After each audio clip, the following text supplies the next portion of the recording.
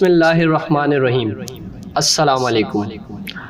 آج کا واقعہ خلیفہ چہارم حضرت علی رضی اللہ تعالیٰ عنہ کا ہے۔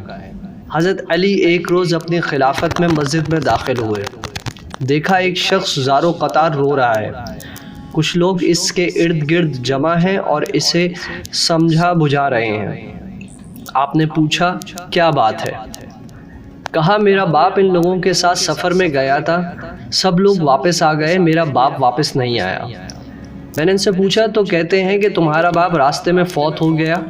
میں نے ان سے دریافت کیا کہ میرے باپ کا مال و اسباب کہاں ہے؟ کہتے ہیں کون سا مال؟ تیرے باپ کے پاس تو کچھ بھی نہیں تھا۔ حالانکہ میرا باپ تجارت کی غرض سے گیا تھا، اس کے پاس کافی پیسہ تھا۔ حضرت علی نے اس نوجوان سے پوچھا کہ تم نے قاضی کی طرف رجوع نہیں کیا؟ آج کے دور میں اگر کہوں تو جج سے۔ جواب دیا کہ میں قاضی کے پاس گیا تھا، لیکن قاضی نے انہی لوگوں کے حق میں فیصلہ دے دیا ہے۔ حضرت علی ان تمام لوگوں کو لے کر قاضی کے پاس پہنچ گئے۔ اچھا یہ وہ قاضی نہیں کہ خلیفہ کے دباؤ میں آ کر ان کی حمایت میں فیصلہ دے دے۔ خیر، جب حقوق العباد کی خلاف ورزی ہوتی دکھی تو حضرت علی خاموش نہ رہے۔ قاضی کے پاس جا کر کہا کہ آپ نے ایسے نازک معاملے میں کس طرح فیصلہ کیا ہے؟ قاضی نے جواب دیا میں نے اس نوجوان سے جب گواہ طلب کیا تو اس نے کہا کہ میرے پاس کوئی گواہ نہیں ہے۔ پھر میں نے ان لوگوں سے قسمیں کھانے کو کہا تو سب نے قسم کھائی کہ واقعی ایسا ہی معاملہ ہے جیسے ہم کہہ رہے ہیں، تو میں نے ان کی بات پر یقین کر کے ان کو چھوڑ دیا۔ حضرت علی نے کہا اس معاملے کا فیصلہ میں کروں گا، اور بالکل اسی اصولوں پر ویسا فیصلہ کروں گا جس طرح اللہ کے نبی حضرت داؤد علیہ السلام نے اپنے زمانے میں فیصلہ کیا تھا۔ خیر، اگر میں آج کی لینگویج میں بات کروں تو آپ نے پولیس کے چند سپاہیوں کو بلایا اور ایک ایک شخص کو ایک ایک سپاہی کے حوالے کر دیا، یعنی وہ تمام لوگ جو سفر میں ساتھ گئے تھے اور یہ کہہ رہے تھے کہ اس کا باپ فوت ہو گیا ہے اور کوئی مال و دولت نہیں ہے، تو ایک ایک شخص کو ایک ایک سپاہی کے حوالے کر دیا گیا اور ان سے کہا گیا کہ تم سمجھتے ہو کہ تمہاری حقیقت کوئی نہیں جانتا، تو ہمیں سب معلوم ہے۔ اس کے بعد آپ نے حکم دیا کہ ان سب کے چہروں پر کپڑے ڈھانپ دیے جائیں اور ان سب کو مسجد کے ایک ایک ستون کے پیچھے کھڑا کر دیا جائے۔ سپاہیوں نے ایسا ہی کیا۔ پھر آپ نے کاتب کو اپنے پاس بلایا۔ پھر آپ نے سپاہیوں کو کہا کہ جب میں بلند آواز میں تکبیر کہوں تو ایک ایک کر کے ان کو لے کے آنا۔ آپ نے اللہ اکبر کہا۔ مسجد کوفہ میں بیٹھے ہوئے لوگوں کی کثیر تعداد نے بھی بلند آواز میں تکبیر کہی۔ اس کے ساتھ ہی سپاہی حضرت علی کے حکم کے مطابق پہلے ملزم کو لے آئے۔ حضرت نے اسے اپنے سامنے بٹھایا اور حکم دیا کہ اس کے چہرے سے کپڑا ہٹا دو۔ آپ نے خطیب سے کہا کہ میرے سوال اور اس کے جواب قلم بند کرو۔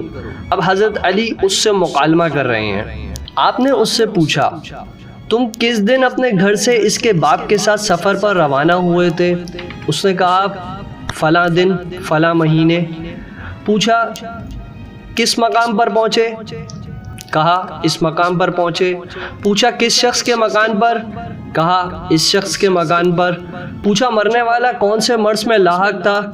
اس نے کہا اس مرض میں لاحق تھا۔ پوچھا کتنے دن بیمار رہا؟ کہا اتنے دن بیمار رہا۔ پوچھا کس دن مرا؟ کہا اس دن مرا۔ کس نے غسل دیا؟ فلاں نے غسل دیا۔ کس نے کفن دیا؟ اس نے کفن دیا۔ کس نے نماز جنازہ پڑھائی؟ کہا اس نے نماز جنازہ پڑھائی۔ قبر میں کس نے اتارا؟ اس نے اتارا۔ یہ سارے سوال آپ کرتے رہے۔ اچھا یہ جو سوال جواب ہو رہے تھے ان سب کی آواز ان کے ساتھیوں کے کانوں میں نہیں جا رہی تھی۔ مکالمہ مکمل ہو گیا۔ حضرت علی نے بلند آواز میں کہا اللہ اکبر۔ باقی سب لوگوں نے بھی کہا اللہ اکبر، اور اس کے ساتھ ہی دوسرے ملزم کو لے کے آیا گیا۔ حضرت علی اب اس سے مکالمہ کر رہے ہیں تم سمجھتے ہو ہمیں کچھ معلوم نہیں؟ ہمیں سب پتہ چل گیا ہے۔ اس دوسرے ملزم نے یہ سوچا کہ پہلے ساتھی نے سب کچھ بتا دیا ہے، تو اب وہ مختلف جواب دینے لگا۔ کہنے لگا میں ان لوگوں کے ساتھ ضرور تھا، لیکن میں اس قتل میں راضی نہیں تھا۔ یہ سب ساتھی راضی تھے اور ان سب نے مل کر نوجوان کے باپ کو قتل کیا ہے۔ اب جب یہ مکالمہ ہوا تو یہ مکالمہ بآواز بلند ہوا۔ مسجد میں بیٹھے ہوئے تمام افراد ملزم کے اعتراف جرم سن رہے تھے۔ اب تیسرے ملزم کو لایا گیا، اس نے بھی اقرار جرم کر لیا۔ اسی طرح جب آخری ملزم کو لایا گیا تو اس نے پوری تفصیل سنا دی کہ ہم سب نے مل کر اس نوجوان کے والد کو مارا ہے، اس کے مال بھی ہم نے آپس میں بانٹ لیا ہے۔ اس انداز میں حضرت علی نے اس پورے پیچیدہ معاملے کو آسان انداز میں نمٹایا۔ پھر حضرت نے حکم سنایا، خون اور مال اس جماعت پر عائد کیا اور فیصلہ اس نوجوان کے حق میں سنا دیا۔ قاضی وہیں موجود تھا، کہنے لگا یہ تو بتائیے کہ حضرت داؤد نے اس قسم کے کون سا فیصلہ سنایا تھا، کیونکہ حضرت علی نے کہا تھا کہ میں ویسے ہی فیصلہ کروں گا جیسے ایک دفعہ حضرت داؤد نے کیا تھا۔ تو پھر آپ نے فرمایا کہ اللہ کے نبی حضرت داؤد ایک دن کہیں سے گزر رہے تھے، راستے میں بچے کھیل رہے تھے، وہ سب ایک بچے کو مات الدین کہہ کر پکار رہے تھے۔ حضرت داؤد نے اس بچے کو اپنے پاس بلایا، اس سے پوچھا تیرا نام کیا ہے؟ کہا مات الدین۔ اس کے معنی ہیں مات الدین مطلب دین مر گیا۔ پوچھا تیرا یہ نام کس نے رکھا؟ جواب دیا میری ماں نے یہ نام رکھا۔ حضرت داؤد اس بچے کو لے کر اس کی ماں کے پاس پہنچے، اس سے پوچھا اس بچے کا نام مات الدین رکھا ہے؟ کہا میں نے نہیں رکھا، میرے شوہر نے رکھا ہے۔ پوچھا آپ کا شوہر کہاں ہے؟ کہا زندہ نہیں ہے۔ پوچھا پھر اس نے بچے کا نام یہ کیوں رکھا تھا؟ کہا میرا شوہر چند افراد کے ساتھ سفر پر گیا تھا، سب لوگ واپس آ گئے، شوہر واپس نہیں آیا۔ جب میں نے ان سے پوچھا تو انہوں نے کہا کہ تمہارا شوہر دوران سفر فوت ہو گیا۔ میں نے پوچھا اس کا مال و اسباب کا کیا ہوا؟ انہوں نے کہا کہ اس کے پاس کچھ بھی نہیں تھا، حالانکہ میرے شوہر کے پاس بہت مال تھا۔ پھر اس عورت نے حضرت داؤد کو بتایا کہ میں نے جب اس سے پوچھا کہ میرے شوہر نے مرتے وقت کچھ کہا تھا تو انہوں نے کہا کہ اس کی ایک وصیت تھی۔ میں نے پوچھا وہ کیا؟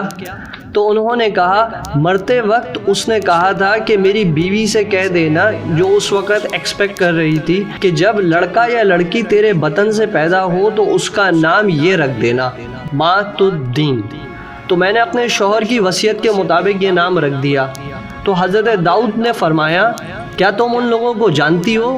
کہا اچھی طرح جانتی ہوں، پہچانتی ہوں۔ پوچھا وہ سب زندہ ہیں؟ کہا ہاں زندہ ہیں۔ حضرت داؤد اس جگہ سے اٹھے، اس عورت کو ساتھ لے کر ان لوگوں کے گھروں پر گئے، انہیں گرفتار کروایا، مجلس قضا میں لے آئے اور ان کا فیصلہ بالکل اسی طرح کیا گیا جس طرح میں نے ان کا کیا، یعنی اس مقتول کا خون اور مال ان لوگوں پر عائد کر کے کیفر کردار تک پہنچایا، اور اس عورت سے کہا اس لڑکے کا نام مات الدین کے بجائے عاش الدین رکھ دینا، یعنی دین زندہ ہو گیا۔ فیصلہ آپ نے نبی کا بھی سنا، ولی کا بھی سنا۔ سبق بہت واضح ہے کہ اگر ہم چاہتے ہیں کہ اس معاشرے میں مات الدین پیدا نہ ہو تو ہمیں ایسے فیصلے کرنے پڑیں گے کہ جہاں صرف انصاف ہو نہیں بلکہ انصاف ہوتا دکھے۔ جب ایسا انصاف ہوگا تب معاشرے کی خیر اور حکومت بھی سکون میں رہے گی، ورنہ اس حقیقت کو بھی نہیں جھٹلایا جا سکتا جو حضرت علی کا قول ہے کہ حکومت کفر سے چل سکتی ہے، ظلم سے نہیں چل سکتی، کیونکہ ظلم پھر ظلم ہے، بڑھتا ہے تو مٹ جاتا ہے، خون پھر خون ہے، ٹپکے گا تو جم جائے گا۔ امید کرتا ہوں کہ آپ کو یہ واقعہ پسند آیا ہوگا۔ انشاءاللہ جلد ہی آپ کی خدمت میں ایک نئے واقعے کے ساتھ حاضر ہوں گا۔ میرے چینل کو سبسکرائب کرنا نہ بھولیے گا۔ اپنے دوستوں اور رشتہ داروں کا بہت خیال رکھیے گا۔ اللہ حافظ۔